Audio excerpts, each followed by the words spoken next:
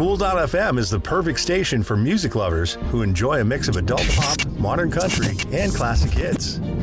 Our unique blend of different genres creates an awesome listening experience that you won't find anywhere else. With Cool.fm, you don't have to constantly change stations to hear the music you love.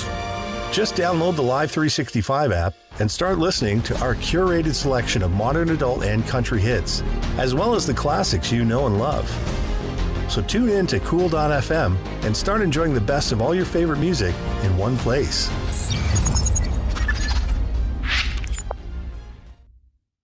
Hi, I'm Madeleine Holly-Rosing, the writer-creator of Boston Metaphysical Society.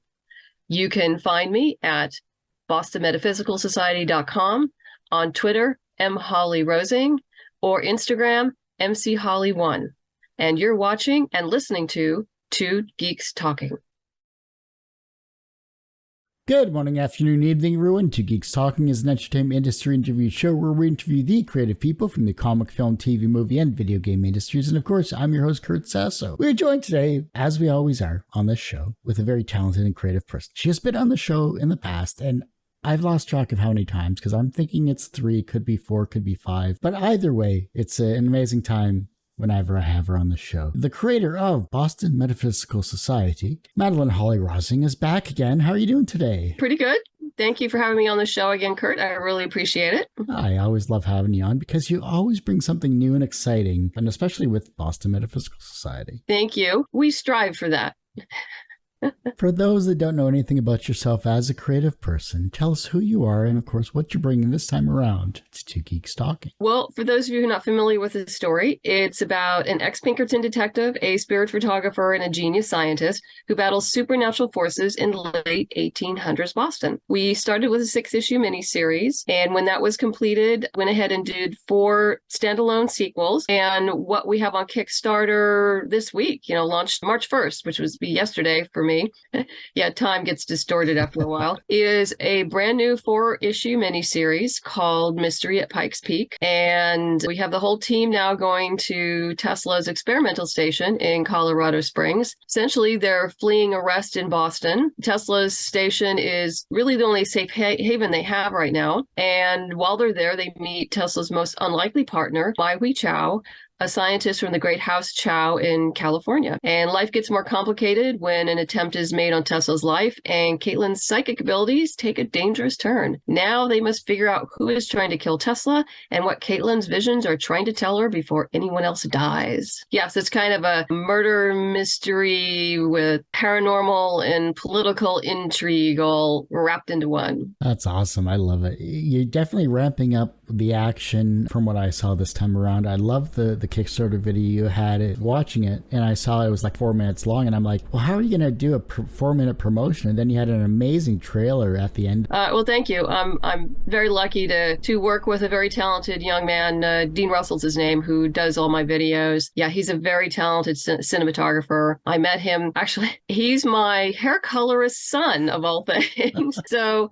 I just go to their apartment and get my hair and makeup done and then walk into the next room and, we do the video. Dean does a tremendous job, follows instructions well, but then he puts his own flair on it and makes it even better than I thought it could be. He's great to have on the team. And as you've probably seen, speaking of teams, we have a brand new team on board this time. Gwen Tavares, who did my 4 sequels. We parted very amicably. She just simply had no more time to do comics. She has 2 children on the age of 3, so that should just tell you all you need to know, that she's swamped. So I was lucky enough to find Elisabeth Mkheidze, who's out of Tbilisi, Georgia, to do the interior art. She's doing a fabulous job. Kaytee Brown is doing the coloring, and the main covers are done by Angela Wu. And I found her when I was scoping out Mythiopia. It's Ray Chow, his Skies of Fire and Blow, which is currently on Kickstarter right now. I'll plug him a little bit. I saw a pinup that she had done for him, and I'm like, okay, this might work. So we talked, and I brought her on board, and she's doing a fabulous job. I was really psyched to be able to get Rio Burton and Steph C to do the variant covers, because this is the first time we've ever done variant covers. I just wanted to start small, so we just have 2, one for issue 1 and one for issue 2.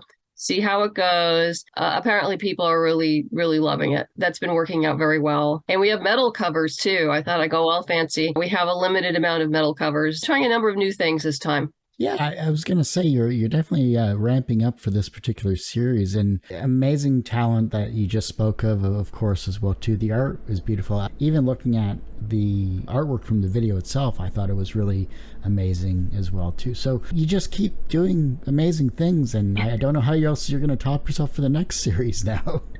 Well, you never know, and but I do spend a lot of time culling through portfolios, find amazing people, and it just, a lot of times it depends on scheduling, because I talked to a number of female artists and they were interested in the project, but they were booked up. For when we do the Kickstarter for issues 3 and 4, I've already lined up one variant artist because, I knew ahead of time, like it's like, okay, you don't have to do it till July. And she's like, oh yeah, I can do that. Yeah, talent, there's a lot of good talent out there. It's just finding, so much has to do with timing, and their availability. You're already funded and you still have like 28 days left. It's yes. Amazing. You're into stretch goal territory. What stretch goals are you looking forward to either showcasing or maybe unlocking? The first one we have 6 digital independent comics I curated from around, and I think people are really going to enjoy those. Very diverse and different stories, and some are action, some are sci-fi, some are a little more thoughtful. But I also have some fun ones coming up. Alejandro Lee, who designed the pin, I also had him do some magnets. And I guess people are really loving the magnets, but we changed them up. The coloring is really different. There'll be the next one after this. And I do have planned a different metal bookmark, and hopefully we'll do well enough so we can do it in copper, but it's of the experimental station. So it should look really cool. I don't know if you saw the metal one that we did from last time, but it turned out Alejandro did that as well. And it was so cool. I think I recall that, actually. Yeah, no, that was such unique products for your comic. And it's just great to see, because you're not going to see that anywhere else except for what you have. And that's just, I love it. Well, in all fairness, I do a lot of my inspiration from Mike Shea, who does Miskatonic High. And he and I talk all the time about stretch goals and things like that. And I will quite honestly say I steal some ideas from him, because I'll see something he'll post and I'll go like, where did you get that? I love that. And so we'll talk, and obviously I have my own spin on it. It's different from his, but I have to hand it to Mike Shea for giving me a lot of great ideas for stuff to do. I mean, the one thing, of course, is, we do every Kickstarter is a new pin, and this one is of the Tesla coil, and people seem to be really loving that. Yeah, that looked really neat. I loved in the video, and then I scrolled down and I saw in the actual campaign itself a larger version of it. So we have that's a proof. And I do say that the manufacturer, they do a beautiful job. So you do see a lot of that detail in the pin. It does come out. So just very fortunate to work with really great vendors. I'm like, yay. Well, hey, you're bringing in unique ideas, unique products. They're showcasing what they can provide to you and to provide those that are supporting your campaigns. It sounds like a win-win situation for everyone involved. Yeah, and what's even, to me more important is obviously the art and all the little tchotchkes and the fun things that we have. But we're kind of entering into a new phase into Boston Metaphysical Society, and the story, particularly since we're now traveling away from Boston and away from the East Coast and experiencing different parts of what I call the great states of America in the Boston metaphysical universe. So you're going to see, snippets of what happened within real history, how it's reflected within the story, and some of the things that I have altered very deliberately. Didn't want people to think that, the great houses just live on the East Coast. That's it. There's Boston, New York, and whatever. It's like, no, they're throughout the country, from the Midwest all the way to California, with different traditions and different agendas. So different businesses. It's fun. Since I'm not up on my U.S. history, what are the great houses you speak of in this particular timeline? Within the Boston Metaphysical universe, our government is essentially a parliamentary oligarchy, and it is run by families. and which refer to themselves as great houses. And they're like families of industry where each family is either, builds airships, or they build seafaring ships, or they're into farming and agriculture, or they're coal miners, or, something else. They are the ones that run the country. Okay. Good to know.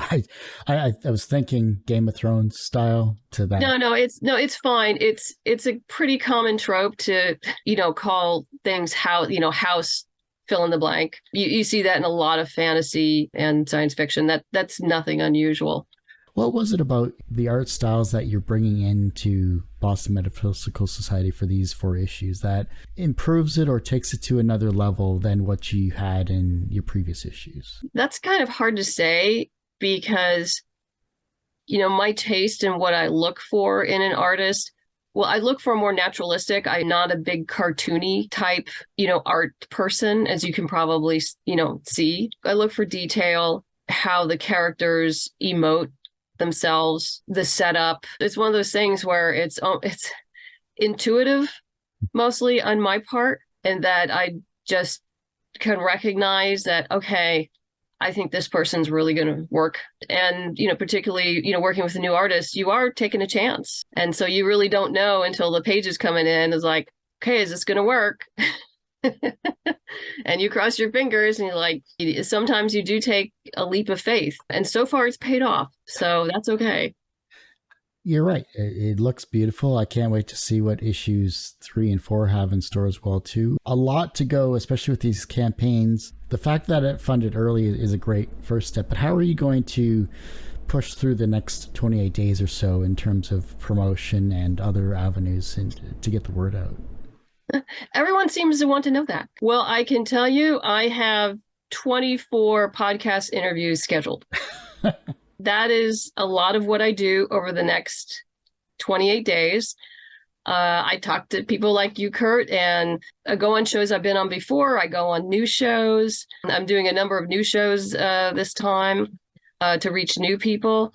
I've just found it's a great way to mitigate, the dreaded middle part of Kickstarters. It keeps it going. I mean, it always slows down for everybody. It's just a matter of how much. Kind of do, a little constant flow. And of course, sending emails out and, either through my newsletter or through Backer Kit. And I try very hard not to overdo that because I myself as the backer, it can be annoying. I know. But, it has to be done. You do it. But I just try to balance it. So it's not too much and not too little. I had a guest on recently, and I believe you know her, Laurie Foster from Unlikely She's Her. awesome. Yeah.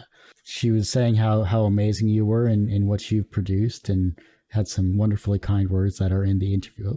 Well, I think Laurie's amazing. So she just keeps cranking stuff out and she runs a lot of Kickstarters, so I bless her heart. I couldn't do as many as she does. So she's a woman of steel, I think. We were talking about Cthulhu is hard to spell. It's definitely hard to say, that's for sure. But yes, I actually have a story in that. Yes. Now I have to hear about that. It's called The Marriage Counselor, and it's about 2 of the old gods who decide that they want a divorce, but one of the higher up gods says no, and to prevent them from divorcing, he brings in a human marriage counselor. So yes, it's a dark comedy. That's great. Yeah, because they did talk about that particular one as well too. So that's wonderful. Oh, did they? They talked about marriage counselor? Yeah.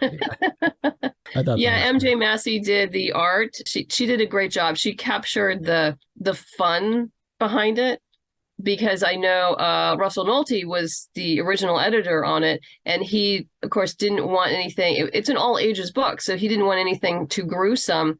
She does more cartoony style, which normally I don't do with my artists, but it fit perfectly for what we're trying to do without it being, what should I say, overly violent. So yeah, she did. Melissa did a great job on it. We're all starting to run low on the metal covers. We limited 5, and so when those are gone, those are gone. Yeah, it's going to be an real interesting ride. I kind of, as you probably know, I did a story for Lady Mechanica. Oh yeah. And in reading all the background, because I went through, of course, all the volumes before I did the story, I was really impressed with how he, some of them were murder mysteries, and I thought, I should go do that. I should just, because I like to have complete things, and with a 4-issue miniseries, that's doable, and have enough space that you can, tell a good story and have a good murder mystery and political intrigue and paranormal stuff going on. So, I kind of got my inspiration from Lady Mechanica to structure this story a little bit differently. Well, I do hate to say this, Madeleine, but that ends this particular episode of Two Geeks Talking. I want to thank you, as always, for coming back on the show. Well, thank you so much, Kurt, for having me. I really appreciate it and helping me get the word out so we can keep on building bigger and better. Before I let you go, where can we find you? How can we support you? Of course, where is the Kickstarter and when does it end? Kickstarter is on Kickstarter.com. It's Boston Metaphysical Society, Mystery at Pikes Peak. And we end on Friday, March 31st at 11 o'clock in the morning, and that's Pacific Standard Time. You also can check out my website at bostonmetaphysicalsociety.com or queenofmercia.com. It all goes to the same place. That's my company name. Yes, you can just put in Boston Metaphysical and you will find the right place. There's only one. Well, like I said, that is this particular episode of Two Geeks Talking. You can find this interview and 1,000 plus others on our website, tgtmedia.com or twogeekstalking.com. That's the word 2, not the number 2. Our YouTube channel is a lot more updated than our website, which is youtube.com/c/TGT The podcast is back after 12 or so years, which you can find at twogeekstalking.podbean.com. But you can search on any audio streaming service. There's a bunch of them there. Search for Two Geeks Talking, the word 2, not the number 2. I'm the only one there, quite literally. Subscribe, like, favorite, share. And of course, you'll see this interview and other interviews of Madeleine's in the past as well, too, and thousands of others. And as I say every week, everyone has a story to tell. It's up to me to help bring that out. Thanks for listening and watching on Two Geeks Talking.